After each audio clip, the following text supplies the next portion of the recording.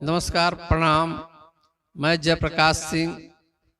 मैं अपना चैनल जैया बिहारी के माध्यम से एक गाना जिसमें राह चली ला तो टोकेला सोनार सैया जी पर अपना ढोलक बजा करके रिकॉर्डिंग करने जा रहे हैं। आप लोगों को अगर अच्छा लगे तो आप लोग लाइक शेयर सब्सक्राइब कीजिएगा। धन्यवाद। राह चलीला तो टोकेला सोनार सैया जी,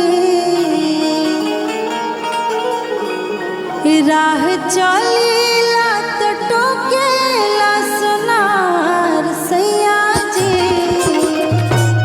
काहे नथिया गढ़वला उधार सैया जी, काहे नथिया गढ़वला उधार सैया जी, राह चलीला तो टोकेला सोनार सैया जी, राह चलीला तो टोकेला सोनार सैया जी, काहे नथिया गढ़वला उधार